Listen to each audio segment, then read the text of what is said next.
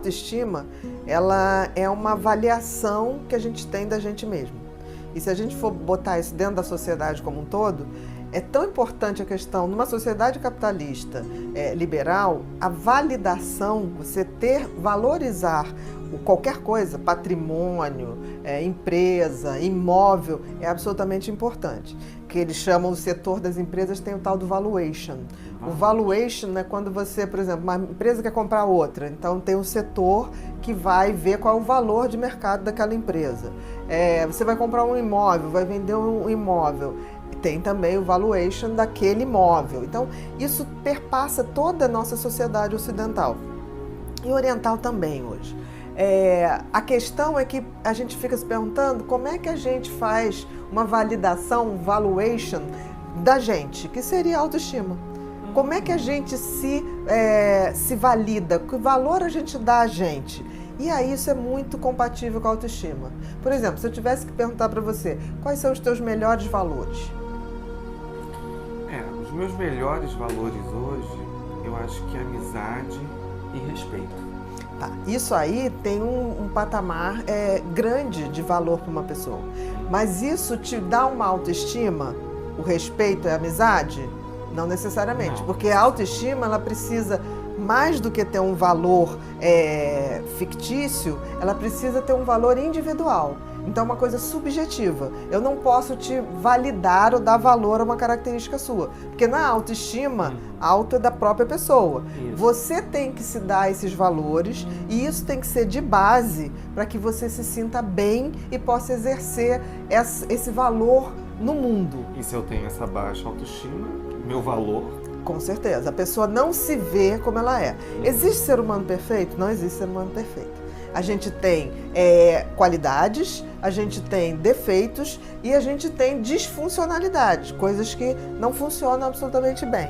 A grande questão é a gente aceitar isso, porque eu vejo que as pessoas que têm baixa autoestima, elas acham que nada é mutável, ou seja, elas são ruins e nada vai mudar aquilo. Ou as pessoas que têm um ego, um narcisismo ou uma coisa inflada, que elas são maravilhosas. Não tem a pessoa que seja tão ruim assim, nem tem a pessoa que seja tão maravilhosa. Então, assim, esse equilíbrio da gente ver com olhos mais reais do que a gente tem de bom, o que a gente não tem de tão bom e o que a gente pode mudar. Esse é o processo, né? Para a gente começar a fazer esse valuation da gente, do que a gente tem. Uma coisa que é muito importante para uma autoestima, quando você falou amigos, respeito, isso ainda depende do outro, a amizade depende do outro. A coisa mais importante para a formação de uma autoestima é a essência da pessoa. É assim, o que aquela pessoa tem na sua índole, tem na sua essência de sentimento e o que a pessoa tem como talentos essenciais. Por exemplo, uma criança nasce, é muito normal que ela já tenha talentos. Tem crianças que nascem com muita facilidade de tocar instrumentos, tem crianças que nascem com muita facilidade de desenhar. E eu noto que muitas vezes os pais bloqueiam isso. Porque aí tem uma moda que a criança nasce, se for hoje, o menino faz futebol, faz luta, a menina faz balé e outra coisa. Espero que isso mude. Então você acaba matando talentos que se manifestavam antes de qualquer coisa. Porque tem sempre os esportes da modinha, como tem várias modinhas. Mas o talento não é uma moda. Aquilo não passa, aquilo é uma essência, aquilo vem com a pessoa. Eu me lembro que uma vez eu atendi um paciente que era Asperger e ele tinha um talento fabuloso para desenho, mas ele não se relacionava em nada, ele não olhava no olho. E aí a mãe chegou e falou assim, eu ainda falei assim, nossa, ele é genial em desenho. Ela falou, mas eu não quero um filho que desenha essas porcarias. Ele parecia um Picasso, era uma coisa esquisita, linda, linda, deslumbrante. E ela falou, eu quero que ele se relacione com as pessoas. Eu falei, por quê? Porque eu não posso ser um filho que não se relaciona com as pessoas. E aí eu falei, olha... É o cômodo dela, né? Eu falei, pode ser que se a gente trabalhar bastante esse lado dele, de socialização, ele vai se socializar, eu acho importante, mas pode ser que diminua um pouco esse talento. E eu me lembro que a gente fez, o menino realmente evoluiu muito nesse contato, ele era muito meigo, e aí ele largou os desenhos, foi uma coisa muito interessante. Ela falou assim, agora ele se relaciona mais ou menos com as pessoas e deixou de ser genial no desenho. Aí ela falou, o que você vai fazer? Eu falei, eu vou pedir para você ir embora. Porque você não sabe o que você quer para o seu filho e é importante que ele esteja feliz. Se ele está se relacionando com as pessoas e está feliz, ok, ele deixou de desenhar para poder ser feliz. Agora, eu não sei o que você quer, né? E eu me lembro que eu fui me despedir do menino, eu falei, ó, você não vai mais ver a tia. Ele, por quê? Porque sua mãe é uma pessoa difícil. Ele falou, mas é mesmo, só tenho a certeza que é mesmo. Então, a gente tem que ver, partir do princípio que não existe um cérebro perfeito, não existe uma pessoa que vai ser boa em tudo.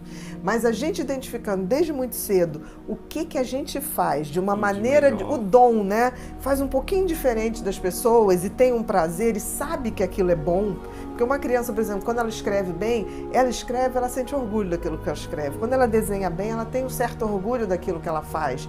A gente tem que pegar isso e investir aquilo que nisso. A gente tem de melhor. De melhor. A autoestima, quando ela é feita em cima dos nossos talentos, em cima da nossa índole, ela é uma construção sólida. Quando não é feita assim, não vai. Porque ele fica sentindo inadequado. Ele se acha sempre diferente. Por exemplo, uma das coisas que o TDAH tem é a criatividade. Eu me lembro que eu era muito criativa, eu escrevia tudo errado, porque eu sou disléxica também, né? Eu tenho TDAH e dislexia. E eu me lembro que meu pai é professor de português, ele pegava a redação e só tinha vermelho. Aí eu me lembro que a minha mãe pegava e falava assim, interessante, a ideia é bonita, mas você tem que melhorar. Eu me lembro que eu passei o tempo todo na minha cabeça, tipo assim, eu tenho boas ideias, mas não sei executar. Mas não tinha noção que eu tinha TDAH. Quando eu escrevi o meu primeiro livro, que foi uma sugestão de um cara que eu conheci num programa, ele falou assim, você consegue escrever como você fala? Eu falei, não sei, escreve como você fala. Eu falei, mas eu escrevo tudo errado. Isso tem revisor, minha filha. Escreve como você fala. Aí eu lembrei e conectei com a minha mãe, né? Porque assim, a minha mãe em nenhum momento cortava a minha criatividade. Eu me lembro que uma vez eu quis fazer um teatrinho de bonecos. E a minha mãe montou uma casinha, forrou com papel de encapar da turma da Mônica, botou iluminação e eu rodava aquele teatro e ficava fazendo teatro. Só tinha minha mãe e minha avó para assistir. É ótimo.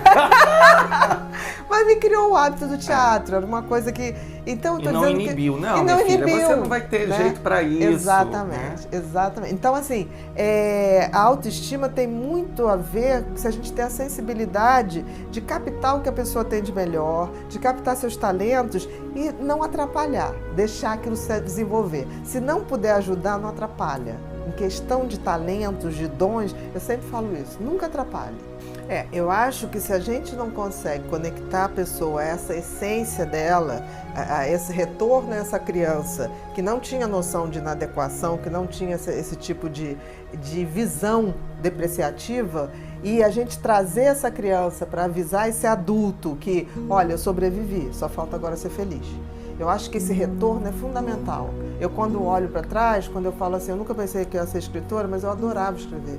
Eu me lembro que eu ia para o escritório do meu pai, tinha uma máquina, Olivetti, aquelas máquinas, e eu brincava de ficar batendo aquilo, e eu achava que eu estava escrevendo capítulos de novela. Não tinha nada.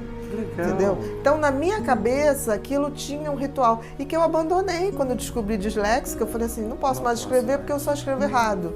Então, assim, e deu tempo de recuperar isso. Quando alguém chegou para mim e falou assim, você tem revisores. Revisor para isso. Né? A essência da escrita que aí você traz maior. Lá a sua mãe, eu trouxe, né, de volta. Aquela coisa e eu vi que eu podia escrever. A essência tá boa. A essência tá boa. Porque a minha essência não era escrever corretíssimo. A minha essência era escrever aquilo que eu sentia e eu sabia que eu escrevia de uma maneira que as pessoas entendiam. Eu era amorosa para escrever. E até hoje eu recebo muito e-mails de pessoas que leem os livros e falam assim, nossa, você fala como se estivesse na sala da minha casa.